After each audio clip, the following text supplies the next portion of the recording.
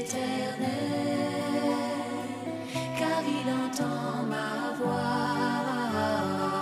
Il a penché vers moi son oreille, et je le chanterai toute ma vie.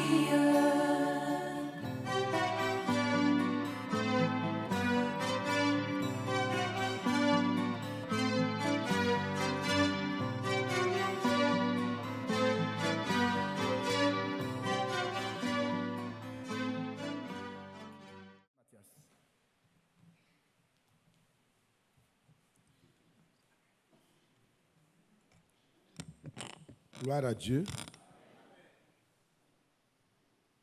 Je vais introduire, je vais apporter cette première partie. Le frère Isaac est arrivé. Tout à l'heure, il sera là.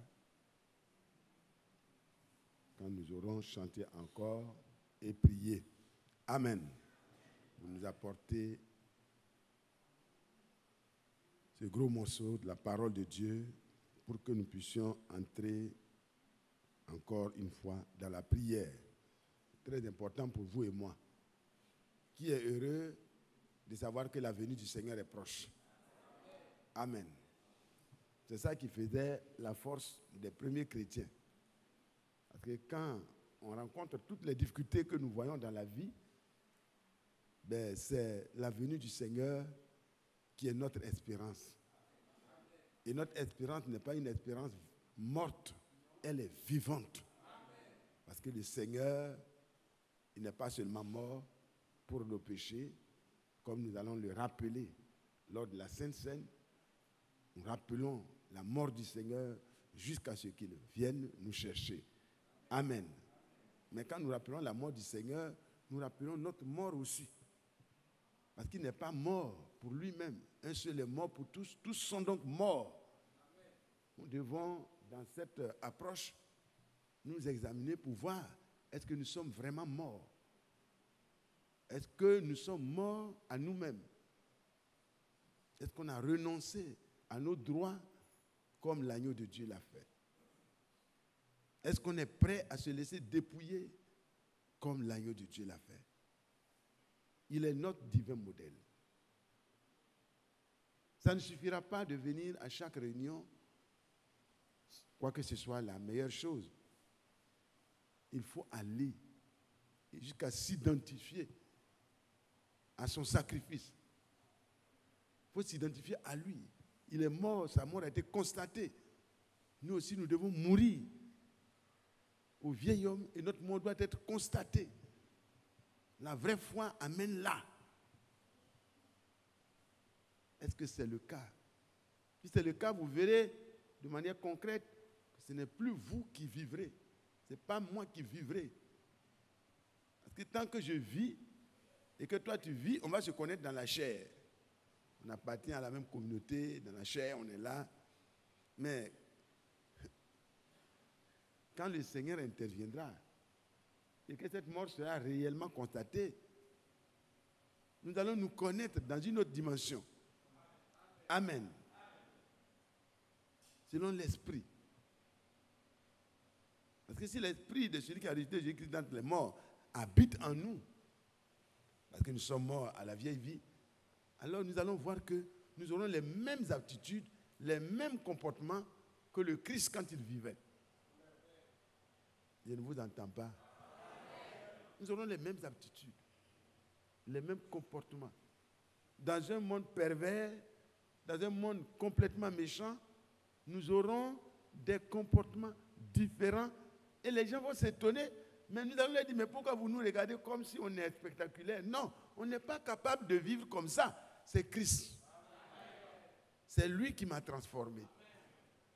Ce n'est pas le fait que je vienne à l'église d'Abidjan, quoique ce soit normal et bien, parce qu'en venant ici, nous apprenons du Seigneur ce qu'il y a lieu de faire. Mais au-delà de notre présence physique dans un endroit physique, c'est notre position en Christ qui nous confère une autre manière de voir la vie, qui nous confère des droits que Dieu lui-même défend. Les droits que nous avons eus, on les défend, on n'arrive même pas. Prendre des avocats, tout ça, ça ne marche pas. Mais ce que Dieu nous a conféré en Christ, lui-même prend soin de les défendre pour nous. Il dit quand ce sera pour la parole que vous serez même amenés devant les tribunaux, ne préméditez pas, ne cherchez pas comment consulter des juristes et tout. L'esprit de votre Père parlera pour vous. Mais ça, il s'adresse aux fils de Dieu qui ont renoncé à eux-mêmes, qui sont nés de Dieu. Donc ce matin, le serviteur de Dieu a déjà touché un des versets même que j'avais. Et donc je ne vais plus le lire forcément, à moins que je sais qu'on dit à le relire. Nous sommes venus ce matin vraiment pour que chacun de nous, comme cela nous a toujours été dit dans ces temps-là, nous puissions voir l'état dans lequel nous sommes. Pas par rapport au point de vue ou au jugement de quelqu'un, non. Toi-même. C'est le temps de la préparation de chacun personnellement. Et ce n'est plus le temps de l'examen blanc. Hein. Nous sommes vraiment dans le vrai examen. Amen. L'examen blanc, c'est quand c'est encore très loin. Mais quand vous êtes vraiment dans le feu de la chose, c'est différent. On va donc se lever pour faire la première lecture. Que Dieu bénisse les efforts qui ont été fournis par chacun de nous. Plusieurs sont empêchés ou retardés par les embouteillages, mais je crois que ceux qui doivent venir pourront être là. Et même ceux qui n'auront pas la totalité du premier message auront peut-être une partie. Et le second message qui sera donné tout à l'heure, ils pourront en jouir d'une manière toute pleine. Donc on va lire ensemble dans 2 Corinthiens, le chapitre 13, le verset 5.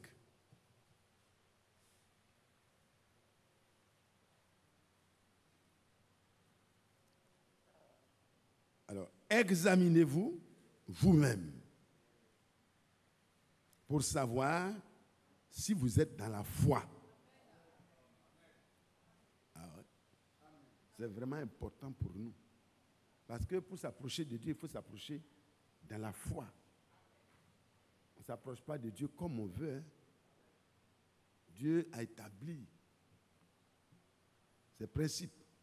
Celui qui s'approche de Dieu doit avoir une approche de foi. Donc examinez-vous. Il faut cet élément-là, il est indispensable. C'est le fondement sur lequel le reste de l'édifice doit aller. Sans la foi, nul ne peut être agréable au Seigneur. Car il faut que celui qui s'approche de Dieu croit que Dieu est là, qu'il est là, qu'il est là, il est présent. Il est prêt à rémunérer, à payer les salaires de ceux qui croient en lui. Donc, examinons-nous, je le dirais comme ça, pour voir si nous sommes dans la foi. Éprouvez-vous vous-même. Ne reconnaissez-vous pas que Jésus-Christ est en vous? Voilà. Et le serviteur de Dieu disait la dernière fois que si vous voulez savoir qui je suis, regardez comment j'agis, regardez comment je parle. Vous saurez ce qui est dedans. Il dit, mais ne reconnaissez-vous pas dans cet examen-là, dans cette épreuve-là, que Christ est en vous? Ah, parce que ça, là, frère, ce n'est pas de chanter, ce n'est plus moi qui vis, allez. Tout le monde peut chanter ça, même le diable peut chanter ça. Mais il faut pouvoir le chanter comme Paul. Paul parlait d'une expérience intérieure qui réjaillit de manière visible à l'extérieur. Ce n'est pas des slogans, c'est des réalités. Donc nous lisons, nous continuons. Examinez-vous donc vous-même pour savoir si vous êtes dans la foi. Éprouvez-vous vous-même, comme cela a été lu par le serviteur de Dieu. Il faut s'éprouver. Dans la présence de Dieu, on ne court pas rapidement. Mais on doit aller, puisque Dieu nous invite à entrer dans le sanctuaire. On ne doit pas refuser, parce que c'est le seul lieu où Dieu nous rencontre, sous le sang de Jésus. Mais comment? Éprouvez-vous vous-même. Ne reconnaissez-vous pas, dans l'épreuve, que Christ est en vous, à moins peut-être que vous ne soyez désapprouvé. Ah oui. Parce que si tu vois que c'est toi qui continues d'agir, c'est toi qui continues de vivre, ce n'est pas quelqu'un qui dit, hein. C'est toi-même qui as vu, qui as constaté, alors tu es désapprouvé, c'est le moment de pleurer. C'est le moment. Hein, tu ne peux pas être assis sur le trône et puis Jésus va venir s'asseoir sur le trône. Non. Il faut que tu quittes. Il faut que tu meurs. On ne succède pas à un roi qui est vivant. Hein. Que Dieu nous aide. Est-ce qu'on peut vraiment lui laisser toute la place? On ne donne pas au Seigneur quelques clés d'une chambre qui a été préparée pour lui et puis il dit, bon, les autres là, c'est vraiment occupé. C'est dommage une telle foi. Quand on lui fait confiance, on lui donne tout. Tout. Continuons la lecture. Je pense que ça va. Gloire à Dieu. Frère Nguessan. Cependant, nous prions Dieu que vous ne fassiez rien de mal, non pour paraître nous-mêmes approuvés, mais afin que vous pratiquiez ce qui est bien et que nous soyons comme des approuvés, car nous n'avons pas de puissance contre la vérité. Nous n'en avons que pour la vérité. Amen. Que Dieu soit loué. Que Dieu soit loué. Frère Nguessan, tu vas prier.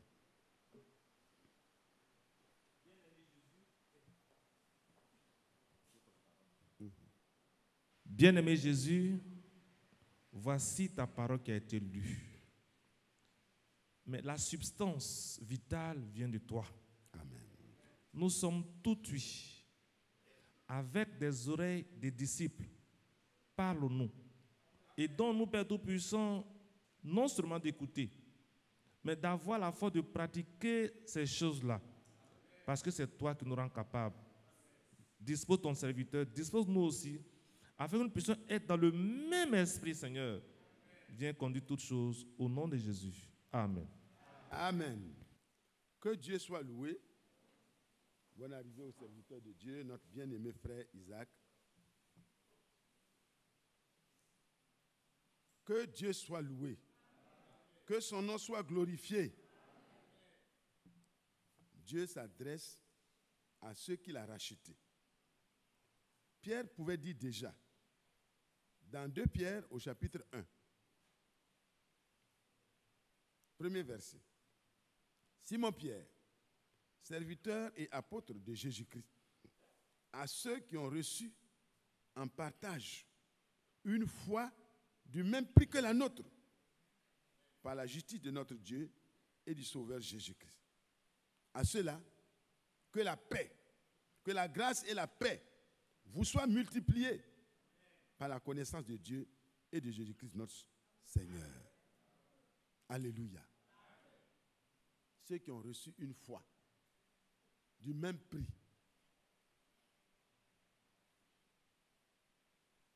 Que Pierre. Il n'y a pas eu un autre prix qui a été payé pour Pierre. C'est le même prix qui a été payé pour Pierre, qui a été payé pour toi et moi. Donc nous devons avoir les mêmes résultats. Nous devons avoir la même valeur de foi. Et le Seigneur pouvait poser la question à ses disciples. Il dit, mais est-ce que quand le Fils de l'homme viendra sur la terre, trouvera-t-il la foi? Il n'a pas dit s'il trouvera des communautés religieuses, des frères du message, mais la foi. Parce que c'est la foi qui permet à l'homme d'entrer dans la présence de Dieu et d'être agréable à Dieu. Examinons-nous nous-mêmes. Quelle est la nature de notre foi? Quel est le résultat que cela a donné? Pour nous, de nous approcher de Dieu à la manière dont Dieu veut. Nous allons lire des versets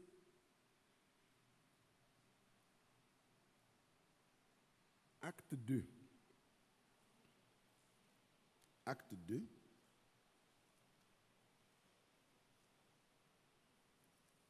savez, la foi n'est pas abstraite, hein, elle donne des résultats. Et c'est les résultats qui permettent de voir si tu as la vraie foi.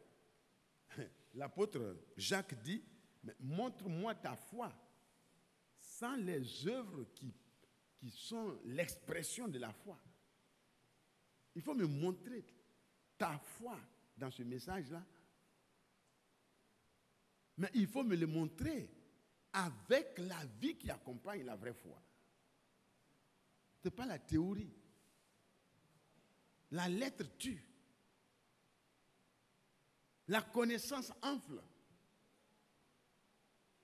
Mais quand la vraie foi est là, Dieu lui-même est là. Et tu vas voir que l'amour de Dieu sera déversé par la présence de Dieu en toi. Et alors, ça va t'édifier. Ici, dans le chapitre 2, le verset 38, il est question encore du Seigneur. C'est le centre. C'est lui qui est l'objet de notre foi. C'est lui qui suscite notre foi. Et c'est lui qui amène cette foi-là à la perfection. Avec une foi qui n'a pas pour objet central le Seigneur Jésus-Christ, c'est un enthousiasme religieux. C'est un enthousiasme religieux. Et si vous voyez que des gens sont prêts à aller tuer des campements tout entiers, des villages tout entiers, pour leur foi, ça veut dire qu'ils ont foi en quelque chose. Mais ce n'est pas la foi dont nous parlons. La vraie foi dont nous parlons, elle a son centre en Christ. Alors, nous lisons. Après, verset 37, vous avez entendu ce discours, ils eurent le cœur vivement touché. Et il dit à Pierre et aux autres apôtres, hommes frères, que ferons-nous? La parole de Christ a été prêchée. Christ a été annoncé. Il a été montré, dépeint, comme celui qui devait venir et par lequel le rachat allait avoir lieu, la rédemption allait avoir lieu. Il a été clairement dépeint ce jour de la Pentecôte. Et l'effet que ça produit dans ceux qui étaient là, ce n'est pas qu'ils sont allés et puis ils ont commencé à prendre les brochures à lui. Non, non, ça a créé d'abord en eux un effet. Amen. Un effet. Frère, vous pouvez vous rassembler, vous pouvez avoir 40 ans de foi et 50 ans d'existence dans cette église. Frère, si la vérité qui a été prêchée par les apôtres, ce n'est pas ça qui vous a été prêché, vous allez adhérer à l'église. Vous allez connaître les brochures. Vous pourrez même arriver à la chair. Vous pourrez même arriver à la chair. Mais ce n'est pas la garantie. Examinez-vous pour voir si votre foi produit les mêmes fruits que la foi des premiers chrétiens. Si votre foi disperse, je doute que ce ne soit pas.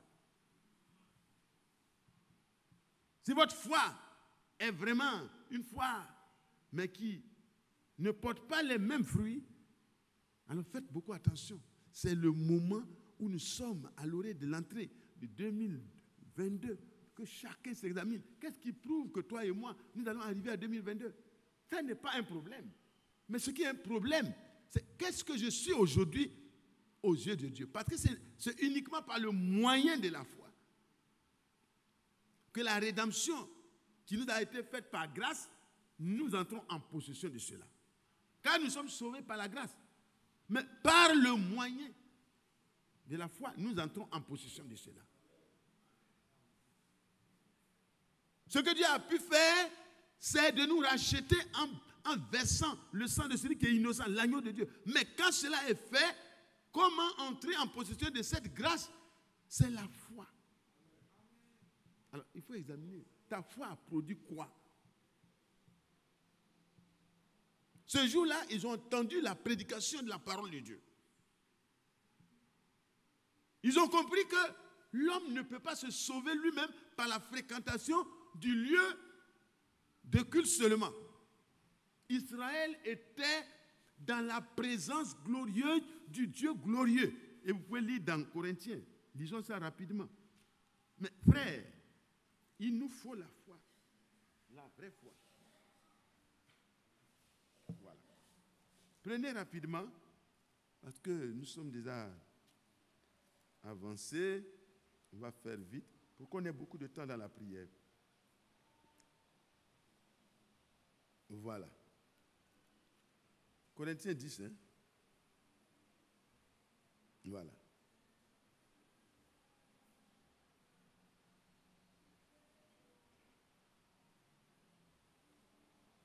Frères, je ne veux pas que vous ignoriez que nos pères ont tous été sous la nuée.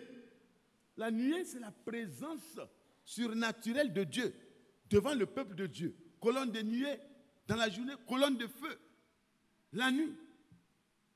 Pour les épargner des animaux sauvages et même du froid du désert, la présence du Seigneur fait tout ça. Et c'est cette présence du Seigneur qui permettait qu'ils soient nourris, qu'ils aient de l'eau à boire. Tout ça. C'est la présence du Seigneur qui a fait que la mer a ouvert ses portes rapidement. Ce n'est pas parce que Moïse avait une capacité. Non. C'est la présence du Seigneur. Et ils étaient dans cette présence du Seigneur. La colonne qui a été manifestée dans notre temps, dans ce message, était totalement grande et visible devant le peuple d'Israël. Mais regardez ce qui est dit.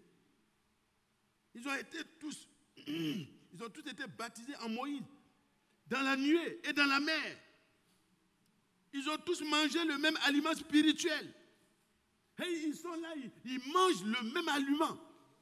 Vous avez part à la même parole aujourd'hui. Le message.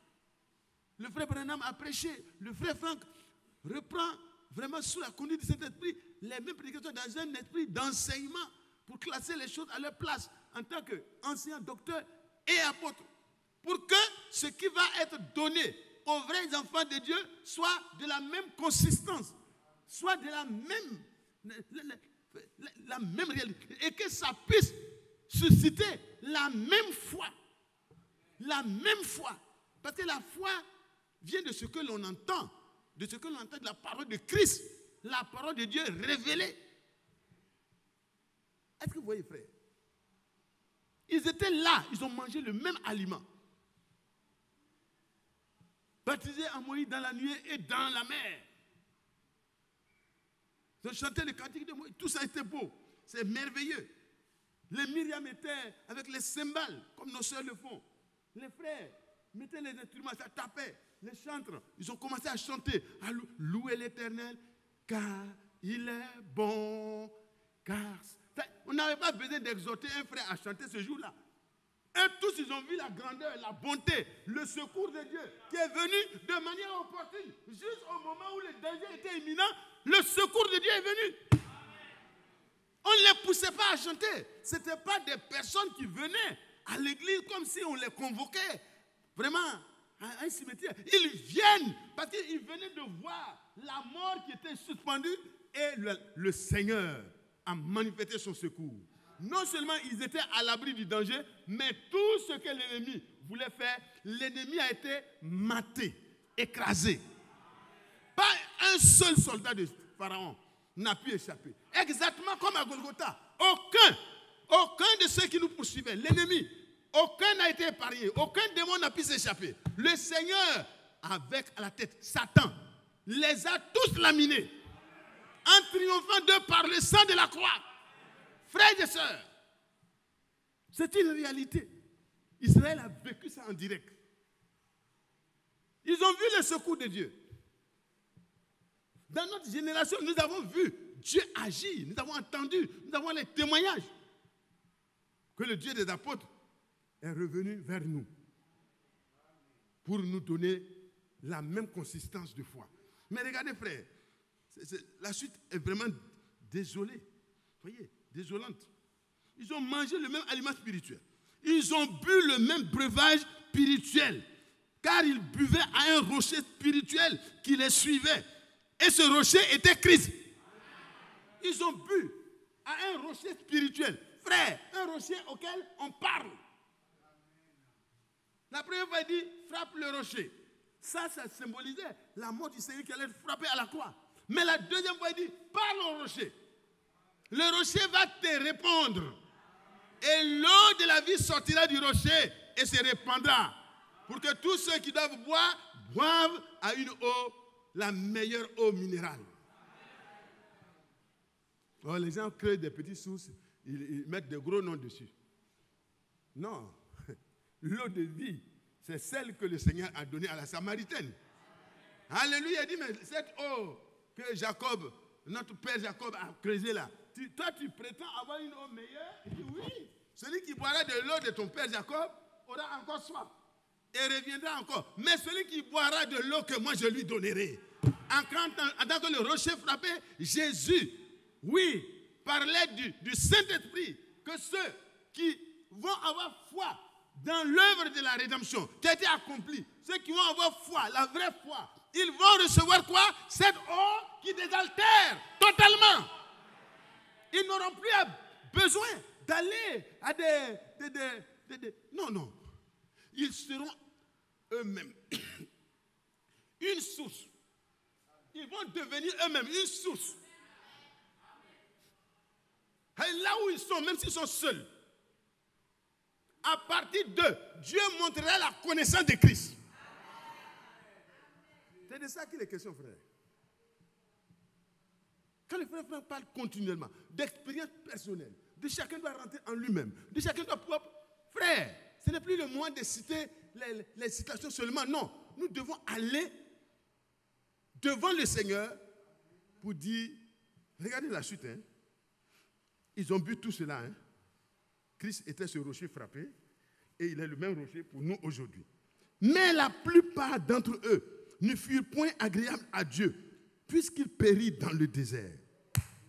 La plupart de ceux qui étaient là, dans ces expériences qui se faisaient, ça veut dire que ce qui se faisait là n'a pas eu un effet dans leur âme. Ils ont peut-être chanté en esprit. Nous avons compris par le message de cette fin de temps qu'on peut être moins dans la sphère de l'esprit, mais c'est l'âme qui doit recevoir la semence de la parole et être changé, être régénéré par la parole et l'esprit.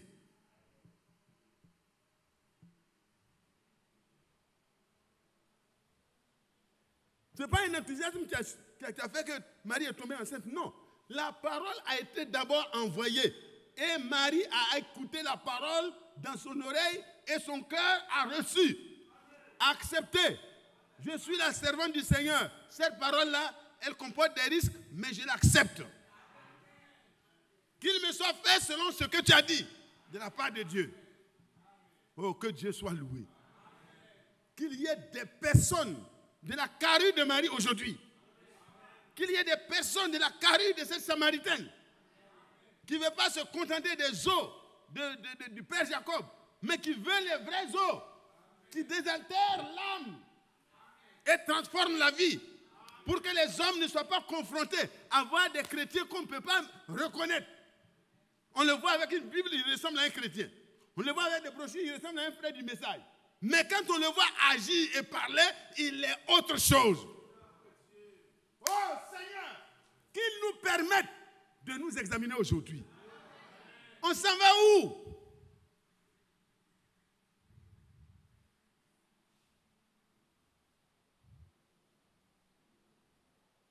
Frère, ça ne me servira à rien de drainer du monde derrière moi. Si moi-même, ce qui sort de moi, ne peut pas être édifiant pour tout le monde.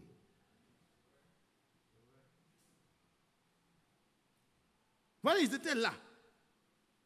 Mais la plupart, quand on dit la plupart, je ne comprends pas bien le français, mais ça veut dire qu'une grande partie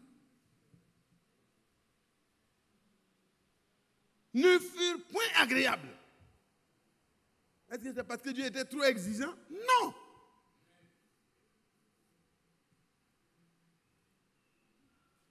Oh, ces choses sont arrivées pour servir d'exemple, afin que nous n'ayons pas de mauvais désirs comme ils en ont eu. Amen. Ne devenez point idolâtres, comme quelques-uns d'entre eux. L'idolâtrie, ce n'est pas forcément d'aller tailler des bois. Hein. Vous pouvez devenir idolâtre dans le message. Ah oui, hein? Des gens sont arrivés à idolâtrer des hommes parce qu'ils ont vu Dieu travailler dans ces hommes. Au temps de Paul, c'était quelque chose qui était matériel. Ah oui, mais ce sont nos dieux qui sont descendus dans une forme humaine. Ils sont allés amener des bœufs pour sacrifier. Aujourd'hui, on n'envoie pas des bœufs, mais des frères peuvent se retrouver en train d'être drainés comme des bœufs pour aller à l'abattoir. Que personne ne me suive, que personne ne suive ses frères, que personne ne suive le serviteur fidèle et prudent. Mais nous devons écouter la voix de Dieu, discerner la voix de Dieu et pratiquer la voix de Dieu qui nous a parlé. Alors, ces serviteurs seront heureux de voir que Dieu a parlé, vous avez écouté, ça crée en vous la vraie foi. Ça ne sert à rien de dormir avec le prophète, de porter son sac, de faire tout ce qu'on fait. Si c'est pour gagner un morceau de son sac et en faire un objet d'idolâtrie plus tard, que Dieu nous aide. Où en es-tu aujourd'hui? Connais-tu l'agneau de Dieu qui purifie? Celui qui a purifié Pierre, celui qui a purifié Jacques, celui qui a purifié les premiers chrétiens, il est le même. Son sang est encore valable pour nous changer. Mais qu'en est-il de toi? Quelle est ta foi? Examine-toi. Nous allons continuer. Acte donc 2. Acte 2. Regardez ce qui est dit, frère. Je veux que vous soyez attentifs. Hein. Je peux m'arrêter à tout moment.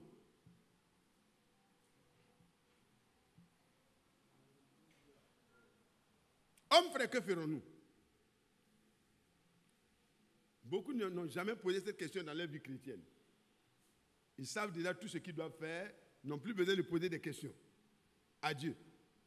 Mais voici des hommes qui ont écouté la prédication de la parole de Dieu, ils ont été tellement, leur cœur a été vivement touché, mais ils ont dit, mais ça là, on est dans l'église depuis l'église d'Israël, parce que c'était des adorateurs du vrai Dieu. Mais il dit, mais depuis là, on se rend compte qu'on est encore loin de la réalité. Mais frère, comment on doit faire? Comment on doit faire pour que l'effet de ce que tu dis là se reproduise en nous et qu'il y ait le même résultat? Parce que les gens voyaient les disciples. Ils étaient 120. Ils étaient différents. Ils avaient un langage différent. Alléluia. Ils avaient un langage différent. Parce que quand le Saint-Esprit est descendu sous forme de langue de feu sur eux, mes frères, leur esprit a été changé. L'intérieur a été changé. Et leur langage a changé.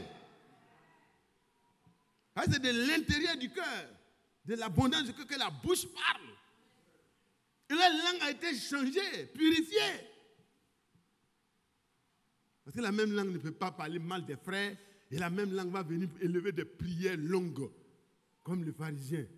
Te loue de ce que moi je suis. Le mercredi, je suis là. Le samedi, je suis là. Le dimanche, je suis là. Aujourd'hui encore, je suis là. Je jeûne. Je fais ça. Tout ça n'est pas mauvais, c'est très bon. Parce que nous devons nous exercer aux choses spirituelles. Mais si ça ne s'arrête que là, et si on ne peut pas voir, comme Jacques l'a dit, le fruit de ta foi, alors frère, tu dois rentrer en toi-même aujourd'hui. Pour dire au Seigneur, je suis resté jusque-là, mais je suis superficiel dans ma foi. Je veux que ça descende à l'intérieur de mon âme. Qu'une expérience qui transforme l'âme soit là. Que ma femme puisse constater le changement. Que mes enfants constatent le changement. Que mes collègues de service constatent le changement. Je ne serai pas toujours en train de me plaindre des autres. Mais ma nature plaintive a été crucifiée. Frère, ne pensez pas que quelqu'un est spirituel parce qu'il prêche bien, parce qu'il bat du tam-tam bien, parce qu'il chante bien. Non! allez-y observer sa vie. Regardez Israël, ils étaient là, mais pendant que la nuée était là, c'était les mêmes qui se plaignaient continuellement. Plainte sur plainte. Pas de crainte de Dieu. Frère, arrête tes plaintes. Tu chasses la présence de Dieu. Tu te dérobes de la présence de Dieu. La présence de Dieu est sans effet pour ta vie. C'est les autres qui sont toujours mauvais, toi tu es toujours bon. Arrête cette vie-là. Ce n'est pas la vie des apôtres. Ce n'est pas la vie des premiers chrétiens. Et ça ne doit pas être ta vie non plus. L'examen est un échec pour plusieurs d'entre nous. Mais Dieu est encore là. Il nous tend des bras d'amour. Il nous dit, mon enfant, si tu as vu que tu as échoué, l'examen a été mauvais, le premier trimestre est très mauvais, le résultat est très lamentable, je suis prêt à t'aider. Là encore, il faut que tu te laisses aider. Sinon, la fin, ça sera le renvoi. Les choses naturelles nous expliquent les choses spirituelles. Tu as beau avoir le meilleur répétiteur, le meilleur professeur, il faut que tu aies une disposition à apprendre. Que Dieu nous aide. Qu'est-ce qui s'est passé? Repentez-vous. Ils vont demander et Pierre va répondre. Repentez-vous.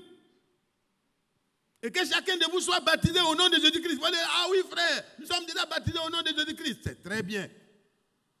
Mais, quelle a été la suite?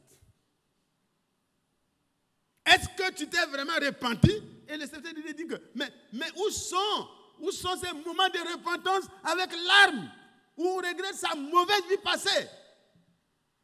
Des femmes ont pratiqué des avortements, des mauvais comportements. Donc, on a fait toutes sortes de choses. Et puis on vient dire, frère, bon, j'ai compris que le baptême, c'est au nom de Jésus-Christ, donc baptisez-moi au nom de Jésus-Christ.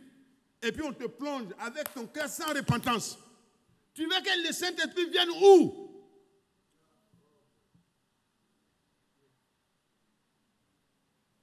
Ta foi superficielle, ça t'apportera un résultat superficiel. Dieu n'entrera pas dans ça. Tu n'es pas encore dans l'alliance. Regarde ta vie, examine ta vie. Parce que la foi donne un résultat dans la vie pratique. Jacques dit, mais il faut me montrer ta foi sans les œuvres. Ah oui frère, tu vois comment je prêche, non? Donc j'ai la foi. Il dit non. Montre-moi ta foi sans les œuvres. Moi je vais te montrer par les œuvres de la foi qui se manifestent en moi que ma vie a été changée par la foi. Oh, que Dieu nous aide. Alors ils vont poser une question. La réponse d'abord c'est repentez-vous. Frères et sœurs, si le constat est amer, si vous voyez que votre vie n'est pas la même vie que les premiers chrétiens, là aussi il faut examiner. Il faut regarder les Écritures. Il ne faut pas regarder superficiellement quelqu'un. Si vous avez changé d'habillement, votre robe descend jusqu'au talon, c'est très bien déjà. Bon, ce n'est pas mauvais. Mais ce n'est pas ça le problème. Si votre manche s'arrive ici, vous avez mis jusqu'à col ici, ah la sœur, c'est une vraie sœur. Son habillement est converti. Mais est-ce que son cœur est converti? C'est là le problème. Parce que ce n'est pas dans ton habillement que Dieu va venir s'asseoir. C'est dans le cœur.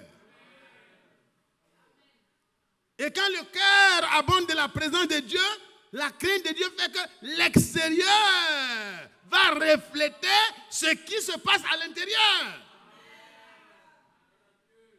La colombe, elle n'a pas de maman qui lui donne du beurre de karité chaque matin. Non. Elle a une nature qui permet qu'elle puisse avoir sa crème. Alléluia. Sa crème de beauté vient de l'intérieur. Et Pierre pouvait dire aux femmes que ce n'est pas l'extérieur qui est vraiment la partie attrayante de Dieu. Non, qui attire Dieu. Il dit, mais c'est un esprit doux et paisible. L'esprit doux et paisible, c'est l'esprit de Dieu. C'est Dieu en vous, c'est Christ en vous. C'est la vraie foi qui amène cela.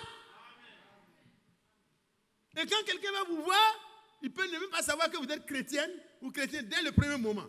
D'abord, il regarde votre habillement et dit, ah, bonjour madame.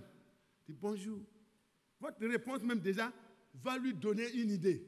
Il va avoir l'encouragement. Alléluia. Mais si c'est un loup revêtu d'une peau d'agneau, une soeur qui est habillée comme ça, d'une manière, la réponse qu'elle va donner d'abord déjà, ça va créer des problèmes. Il y a des soeurs qui ont été conduites vers l'église seulement en voyant leur apparence et en voyant aussi dans la suite leur comportement. Continuons la lecture parce qu'on ne va pas être très long. Et dit, repentez-vous. La repentance est vraiment essentielle, indispensable. Aujourd'hui, le baptême au nom de Jésus-Christ a été prêché et la plupart d'entre nous, nous avons été baptisés correctement.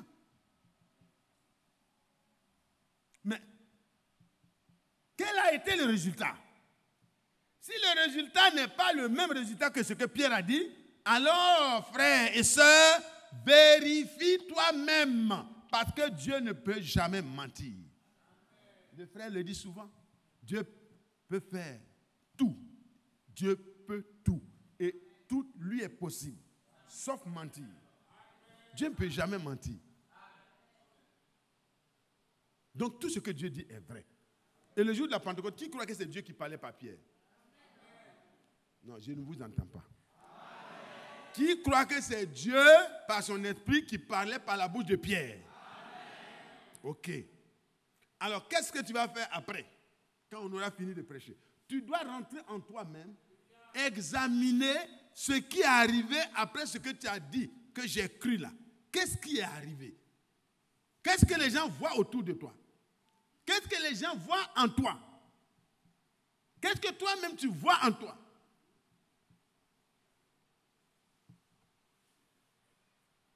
Que chacun de vous soit baptisé au nom de Jésus-Christ, à cause du pardon de vos péchés. Parce que pour que Dieu vous pardonne, il faut le sacrifice de Jésus. Mais pour que le sacrifice de Jésus, qui est la rédemption, le rachat, frère, pour que cela ait un effet, il faut que tu t'approches de Dieu en ayant entièrement confiance, et ton seul espoir, ta seule espérance doit être d'avoir cru dans ce sacrifice. Tu ne peux pas te transformer toi-même. Mais Jésus, par son sacrifice, est capable, et l'agneau de Dieu ôte ton péché. Son sacrifice est capable, son sang est capable d'enlever l'envie de péché, la nature du péché. Non seulement tu es pardonné, mais c'est ôté de toi. Ce n'est plus ta nature. Cette nature est crucifiée. Parce que c'est à cause de cette nature que Christ a été jugé à ta place, à ma place.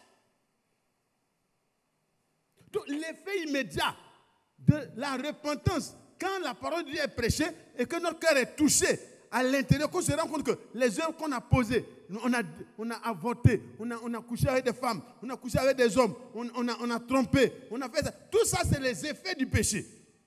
C'est parce que tu as refusé, tu n'es pas encore venu à Dieu pour dire vraiment, je veux que ma nature change. C'est pour ça que tu continues de faire ça, de développer ce comportement-là. Dieu ne te condamne pas pour ça, mais il te condamnera parce que tu n'as pas accepté de venir à lui pour qu'il te transforme. C'est ça le problème. Repentez-vous. Que chacun de vous accepte de se faire immerger, identifier à Christ comme s'il était effectivement enterré. Il est mort d'abord dans la repentance. En regardant à la croix, il dit, mais c'est moi qui devais mourir à cause de mon péché. Christ est mort, donc je suis mort. Seigneur, je ne veux plus vivre. Et on t'enterre. Et quand tu es enterré de cette manière, tu ressuscites. Comme Christ est ressuscité des morts, par la puissance du Père. Par la gloire du Père. Toi aussi, tu reviens, mais plus la même personne. Tu vas vivre maintenant une vie qui est différente. Tu ne vas plus être quelqu'un qui revendique ses droits à tout moment, mais tu vas être une personne qui se laisse même dépouiller et le Seigneur te donnera meilleur. Ça ne veut pas donner un libre cours à ceux qui dépouillent les autres. Non. Si vous dépouillez les autres, vous êtes en danger vous-même. Que Dieu vous bénisse. Alors, qu'est-ce qui se passe? quand le pardon des péchés se passe, effectivement dans notre cœur, vous recevrez comme cadeau, comme don de Dieu, le Saint-Esprit. Frère, voici l'effet de la vraie foi. L'effet de la vraie foi permet à l'homme d'entrer en communion réelle avec Dieu. Celui qui s'approche de Dieu de cette manière, alors Dieu récompense sa foi. Acte 2, 32. Il dit, nous sommes témoins de ce que nous sommes en train de vous dire. De même que le Saint-Esprit que Dieu donne à ceux qui lui obéissent. Vous savez que l'obéissance et la foi sont une même chose.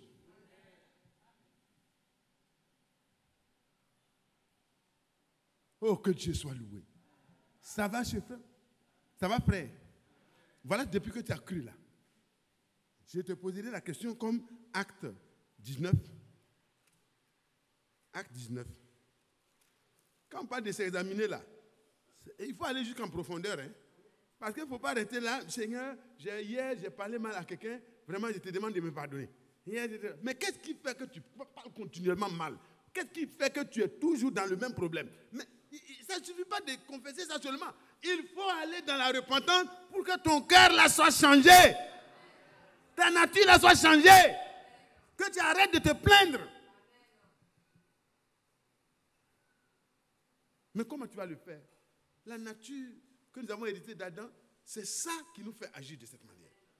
Mais la nouvelle nature que le Seigneur nous donne, de partager lui-même sa nature là, ça t'amènera au-dessus.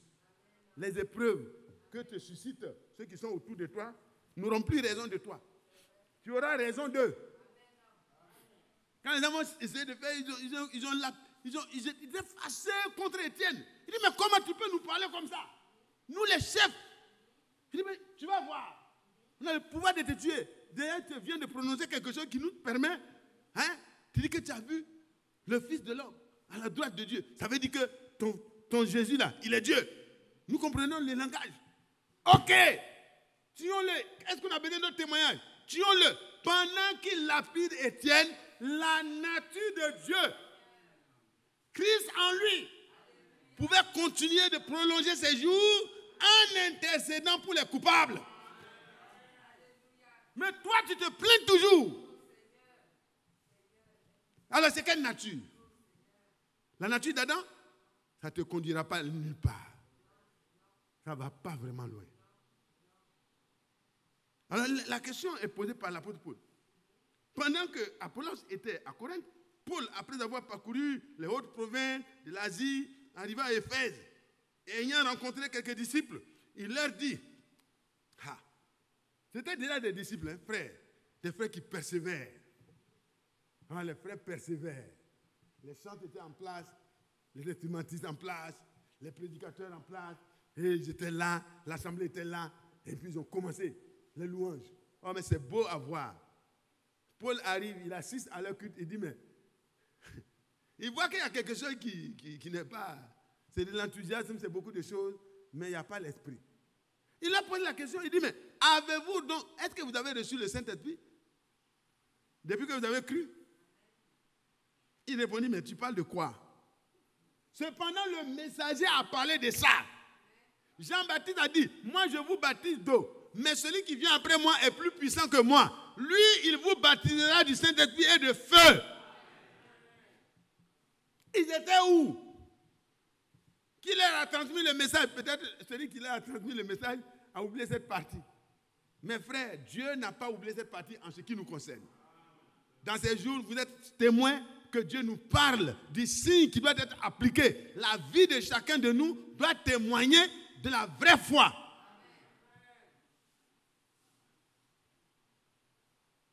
L'adorateur qui repart à la maison, on doit l'identifier, on doit pouvoir distinguer cet adorateur-là en voyant qu'il est ensanglanté. Il y a des taches de sang sur lui. Il vient de la présence de Dieu, il a des taches de sang. Il dit, mais qu'est-ce qui se passe? Pourquoi tu es sale, tu as été sali? Il dit, mon péché a été pardonné. En attendant, c'est vrai, le grand sacrifice, Dieu a couvert mes péchés et il me reçoit favorablement sur la base de la mort de l'animal que j'ai envoyé. C'est pour ça que tu vois ce sang-là sur moi. Mais quand l'adorateur dans le Nouveau Testament s'approche vraiment des autres personnes, on voit le signe, on voit la vie de Dieu, on voit le même Dieu, on voit vraiment que la même vie est visible. Le sang chimique, la substance chimique était visible dans l'adorateur de l'Ancien Testament. Mais là, ce n'est plus la substance chimique, mais la vie qui était dans le Christ revient dans le racheté. C'est la preuve que tu t'es approché de Dieu par la foi. Mais quelqu'un qui s'approche du temple et qui retourne avec son agneau, il n'aura pas de tâche. Ta vie est toujours vivante. Comment peux-tu être identifié à Christ? Ce n'est pas possible. Que Dieu soit loué. Que Dieu soit loué. Alors, examinons-nous nous-mêmes pour voir quelle est la foi que nous avons. C'est quelle foi? Je termine, je continue. Alors, il dit, mais il répondit, nous n'avons même pas entendu dire qu'il y ait un Saint-Esprit. Non, ce n'est pas vrai. Vous étiez où? Le message a dit quoi? Le signe, le super signe et tout ça, ça dit quoi? Ça veut dire qu'on doit se regrouper à Yopou en Koweït et puis on va rester tous les jours dans l'adoration. Mais le jour de l'enlèvement, ce n'est pas le rassemblement qui vous enlèvera. C'est l'Esprit de Dieu qui est en vous, qui vous permettra de savoir qu'un événement se passe au ciel. Le but de ce message, c'est de vous ramener à la repentance et à l'expérience de Dieu, comme au commencement. Et l'apôtre Pierre, l'apôtre Paul, comme l'apôtre Pierre, voyez, va les conduire au point culminant de ce que la foi donne comme effet. Il dit, mais de quel baptême donc avez-vous donc été baptisés? Donc ça veut dire que le vrai baptême, s'il est fait, puisque la repentance précède le vrai baptême. Amen. La repentance montre à Dieu que le frère, la sœur est dégoûté de sa vie. Il n'est pas heureux de sa vie. Il n'est pas d'accord avec lui-même. Il n'accuse personne d'avoir amené sa vie là. Il n'accuse pas ses parents, il n'accuse pas les autres. Mais il rentre en lui-même. Il fait quoi? Il s'éprouve lui-même. Et il dit, Seigneur, je suis désagréable. Change-moi. Et quand le pardon, le baptême est fait correctement et que le pardon des péchés est obtenu, Dieu n'attend plus. Il vient directement dans un cœur qui est vraiment lavé. Que Dieu soit loué. Alors, de quel baptême avez-vous été baptisé? Il répondit, du baptême de Jean. Paul leur prêche maintenant le baptême actuel. Amen. Jean a baptisé du baptême de repentance. Mais le pardon des péchés, ce n'est que par le sacrifice de Jésus-Christ. Alors, voyez, sur ces paroles-là, Jean a baptisé pour vous dire de croire en celui qui venait après lui, c'est-à-dire en Jésus. Vous devez croire quoi? Qu'il est l'agneau de Dieu. Vous devez croire quoi? Que le péché est très grave, au point que l'agneau de Dieu a été immolé à la croix pour que le péché soit expié. Donc on ne joue plus avec une telle chose. Le péché devient notre ennemi. La nature que Dieu nous donne repousse le péché. Et le péché aussi ne nous aime plus. Et nous aussi, on n'aime plus le péché. Amen. Les deux natures se repoussent. Et alors, sur ces paroles, ils furent baptisés au nom de Jésus-Christ. S'il y a quelque chose qui doit être corrigé, accepte la correction. Si tu as reçu un faux enseignement, accepte d'être corrigé. Et quand tu acceptes la correction, c'est un bon esprit. Ça veut dire que vraiment, tu aimes Dieu. Parce que celui qui aime Dieu, il garde sa parole. Jean 14, 23, 24. Donc, nous continuons. Lorsque Paul, sur ces paroles, il fut baptisé au nom de Jésus, du Seigneur Jésus. Lorsque Paul leur eut imposé les mains, le Saint-Esprit vint sur eux. Et ils parlaient en langue et prophétisèrent. Ils ont commencé à parler en langue et à prophétiser. Exactement comme à la Pentecôte. Exactement. Frère. Le frère Franck disait dans une des prédications, il dit, la pluie de la première et de l'arrière-saison, c'est quelque chose que Dieu décidera en son temps de faire. Mais l'expérience de la repentance, du pardon de nos péchés par le baptême au nom, mais frère, et l'expérience du Saint-Esprit en nous, vivant en nous, la vie de Dieu, c'est maintenant que ça doit se faire. Je ne vous entends pas. Pourquoi vous êtes avare de vos amen? L'expérience là, ce qui a été dit ici là, c'est maintenant. Prenez Actes au chapitre 11. Acte 11.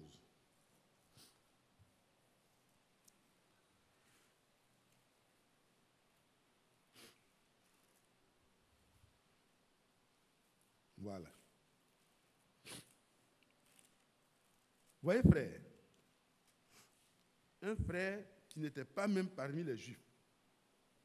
Vous connaissez l'histoire, hein, à partir de Acte 10, vous savez que Corneille était un homme qui craignait Dieu, faisait l'aumône et priait constamment, et il jeûnait, tout ça.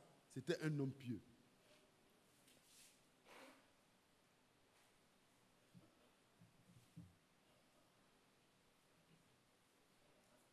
Excusez-moi. Le verset 12 dit, l'Esprit me dit, Acte 11, verset 12, de partir avec eux sans hésiter. C'est un ordre. Les 6 hommes que voici m'accompagnèrent et nous entrons dans la maison de Corneille. Cet homme nous raconta comment il avait vu dans sa maison l'ange se présentant à lui et disant, envoie quelqu'un à Jopé et fais venir Simon, surnommé Pierre, qui te dira des choses par lesquelles tu seras sauvé, toi et toute ta maison. Donc vous voyez que la foi est précédée d'abord de la vraie parole. C'est la vraie parole quand elle nous est révélée par un homme mandaté de Dieu, un homme à qui Dieu donne la parole pour nous adresser, alors ça crée quelque chose.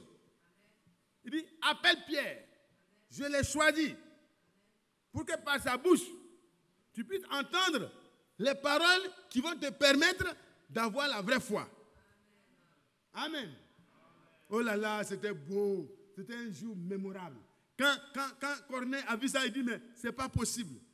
Moi, Dieu veut me visiter. C'est beau. Il a envoyé rapidement. Les hommes sont partis. Dieu a mis tout le processus en marche pour que la même vision qui a été dite à Corneille soit comprise déjà là-bas. Les barrières ont été enlevées. Les balises de sécurité et de prudence ont été enlevées. Complètement. Pierre en route avec 6 autres personnes comme témoins. Les gens sceptiques viennent voir, ah Pierre, bon, on y va, on va voir. Ils arrivent, l'homme vient se prosterner devant eux, devant Pierre. Il dit, c'est vous Pierre? Oui. Ben, il s'est prosterné. Il dit, lève-toi, je suis un simple frère comme toi. Oh, les vrais serviteurs de Dieu ne demandent pas les honneurs. Non. Honorez Dieu. Et quand vous honorez Dieu par votre vie conséquente de la parole de Dieu, le serviteur de Dieu, il est dans la joie. Amen. Et ici, alors, la suite, c'est ce que vous savez. Alors, il te dira les choses par question. Lorsque je me suis mis à parler, verset 15, le Saint-Esprit descendit sur eux, comme sur nous au commencement. Dieu savait que dans ce cas précis, il y avait des préjugés. Donc, Dieu, pour les aider à ne pas encore commencer à parler, Dieu voit la parole et annoncée, le cœur de ces personnes accepte la prédication de la croix. La rédemption leur est présentée. Dit la rédemption qui a été promise depuis le jardin d'Éden, voilà, elle est accomplie. Christ est venu, il est mort et encore plus, il est ressuscité. Voici, nous sommes témoins. Pierre a prêché. Et la parole de Dieu a suscité la foi en eux. Ils se sont repentis. Certainement. Et la suite est quoi? Le Saint-Esprit descendu sur eux. Je me souviens de cette parole du Seigneur. Jean a baptisé d'eau, mais vous serez baptisés du Saint-Esprit. Or, puisque Dieu leur a donné le même don, accordé le même don qu'à nous, qui avons cru au Seigneur Jésus-Christ, pouvais-je, moi, m'opposer à Dieu? C'était terminé. Les polémiques sont terminées. Quand le Saint-Esprit entre en œuvre et que les œuvres de la foi expriment qu'il s'agit là de la vraie foi, la foi de la même nature, la foi du même prix, mais Pierre n'a plus de discussion ni de justification. Il a exposé les faits. Et les frères qui comprennent les Écritures ont dit, mais puisque Dieu leur a accordé le même don qu'à nous, qui avons cru au Seigneur, pouvais-je m'opposer à Dieu? Après avoir entendu cela, ils se calmèrent et glorifièrent Dieu en disant, Dieu a donc accordé la repentance aussi aux païens, afin qu'ils aient la vie. Sans la repentance, Dieu ne peut pas mettre sa vie en vous et moi. Est-ce que vous avez bien compris? Nous allons partir dans le chapitre 15 pour terminer. Chapitre 15. Alors, le bénéfice de la foi. Examine ta foi. C'est là le problème.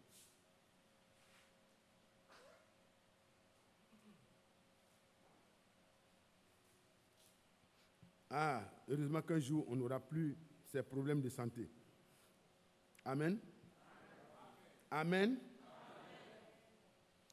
Vous savez qu'on venait de lire que Dieu, voyez, or, puisque Dieu a accordé le même don qu'à nous, qui avons cru au Seigneur au commencement, pouvais-je donc m'opposer à Dieu? Et alors les gens ont commencé à se calmer et à glorifier Dieu. Ici, le même rapport est fait lors de la grande réunion de Jérusalem. Et là, Pierre va donner des précisions qui sont très intéressantes pour vous et moi. Le verset 8. Dieu qui connaît les cœurs. Est-ce que vous comprenez, frère? Quand on dit examinons-nous nous-mêmes là. Avant ton examen, Dieu connaît déjà ton cœur. Dieu n'a pas besoin qu'on vienne lui rendre témoignage de quelqu'un. Hein? Jean au chapitre 2. On va lire ça et puis on va revenir pour terminer. Frère Ndri, voilà, ne t'inquiète pas. Je suis à la fin. Que Dieu te bénisse. On est convenu de ne pas être très long, c'est juste. Verset 23.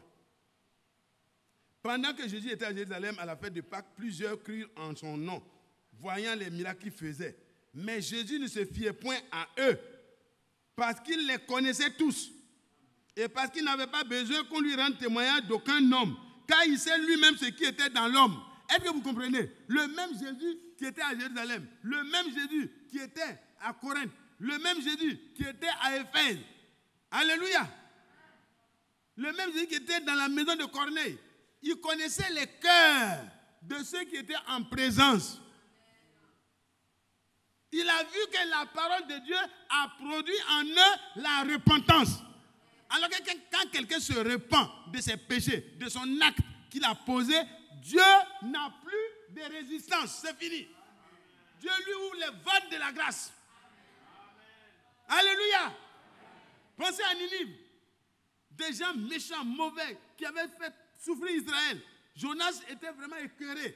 Il voulait que Dieu en finisse avec cette nation pécheresse. Mais quand la repentance a été suscitée par la prédication de Jonas, la prédication de l'avertissement divin avant le jugement divin, quand il a averti le peuple de Ninive et qu'ils se sont repentis, depuis le roi jusqu'au dernier, même les animaux, alors Dieu n'avait plus rien d'autre à faire. Dieu dit, alors, est-ce que Jonas, tu ne vois pas que j'ai raison de leur pardonner? Des gens qui sont dans une situation comme ça, tu veux que je les écrase? Ils se sont repentis. Oh, Dieu soit loué. Dieu veut des cœurs qui reviennent sincèrement à lui.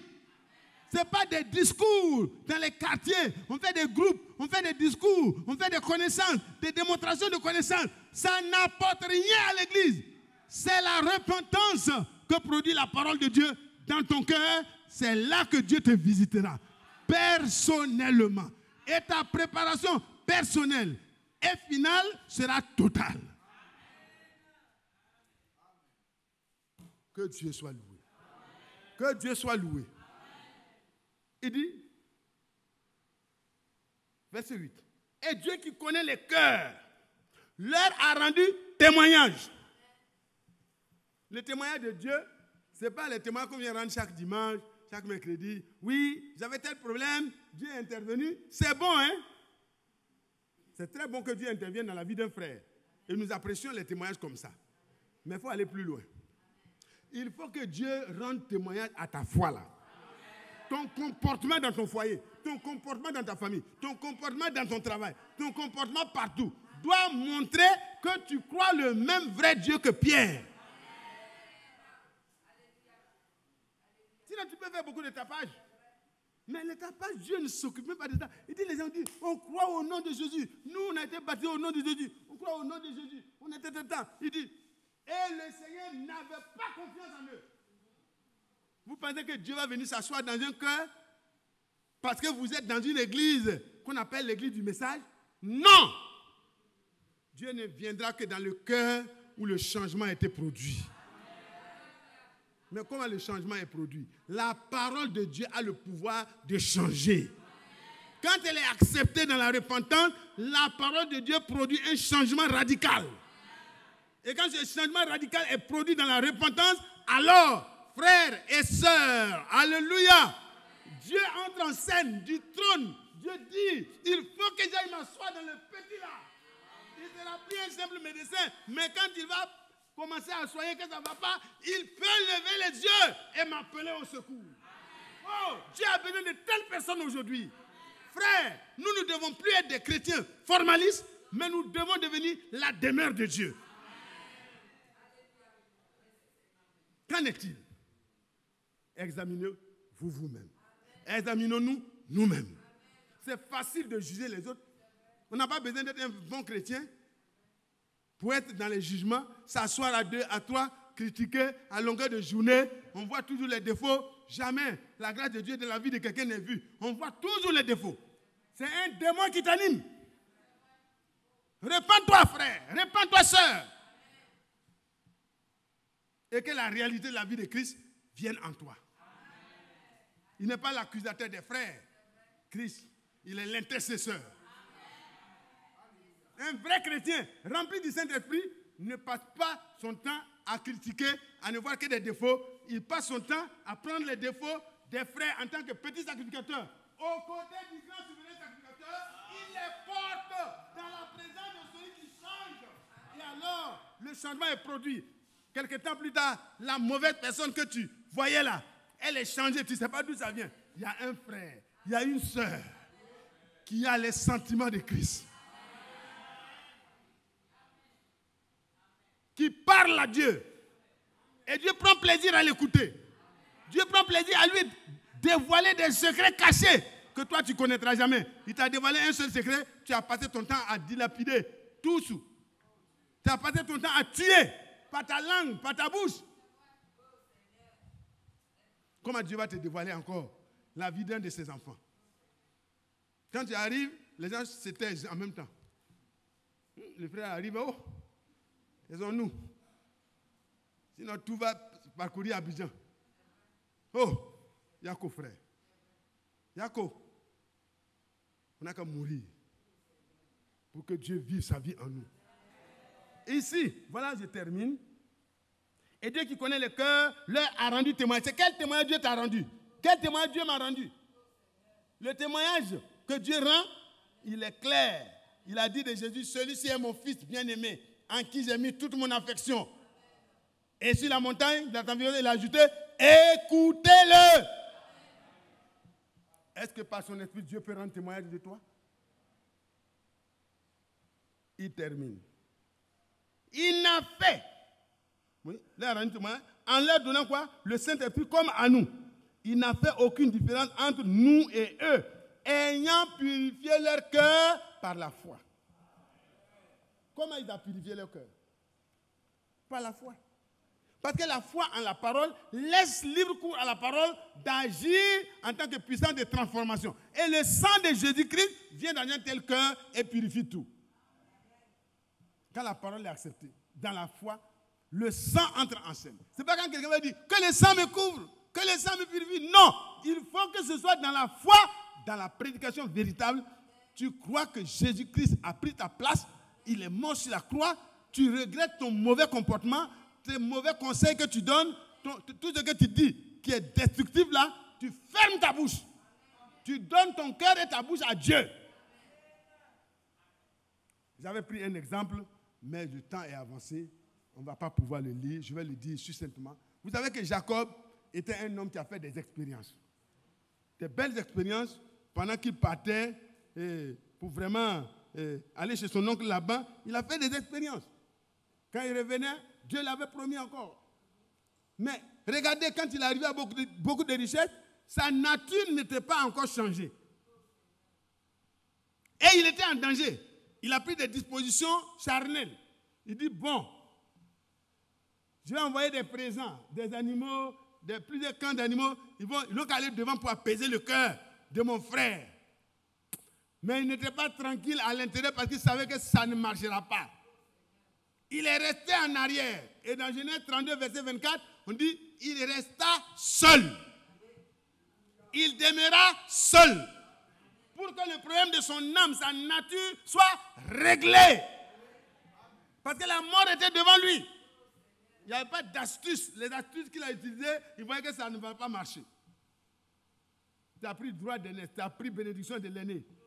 Et puis tu penses que tu vas envoyer les quelques animaux là, et puis le monsieur là va dire, ouais, merci beaucoup, vous êtes mon frère, tu es vraiment mon frère. Donc j'ai eu les cadeaux, ça suffit. Non, il savait que la mort était derrière. Il s'est résolu à chercher Dieu. Il est allé dans la présence de Dieu. Il voyait que sa nature était encore mauvaise. Quoi qu'il ait déjà fait de grandes expériences et des témoignages qu'il pouvait rendre. Mais sa nature n'avait pas changé. Alors, il fallait que ça change. Il est resté là et un homme apparut et commença. Dieu connaît. Quand Dieu sait que vous avez une bonne intention, il vient à votre rencontre. Il vient à votre rencontre. Et il vous donne, il vous éprouve. Il dit, bon, l'aurore arrive, laisse-moi aller. Non, Dieu n'est pas venu pour le laisser. Mais Dieu était venu pour le bénir. Mais il voulait éprouver sa persévérance. Laisse-moi aller. Il dit, non, je ne peux pas te laisser parce que je suis sous la malédiction. Mon péché me condamne. Moi, j'appartiens à Abraham. Amen. Et vous savez que dans Galates, au chapitre 3, le verset 13 et 14, il a dit que Christ nous a rachetés de la malédiction de la loi. Alléluia. Étant devenu malédiction pour nous. Afin que par sa mort et par son sacrifice, nous puissions, par la foi, recevoir la bénédiction d'Abraham par la foi en Jésus-Christ. Pour que le Saint-Esprit, la preuve que nous avons foi en Jésus-Christ, que le Saint-Esprit nous soit donné à nous les païens.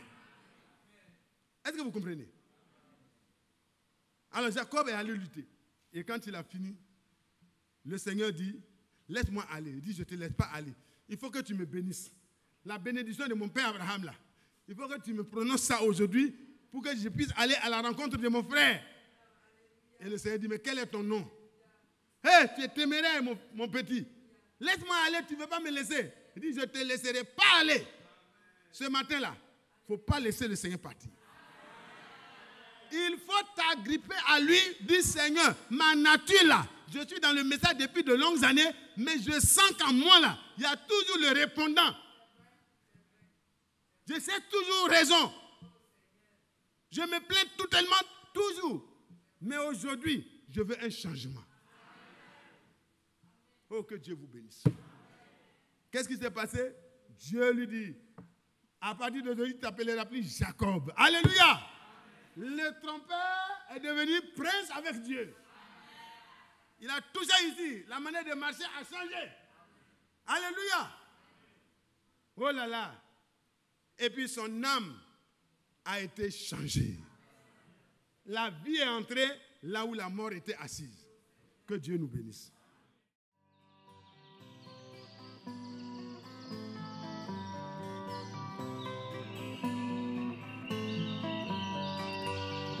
J'aime l'Éternel,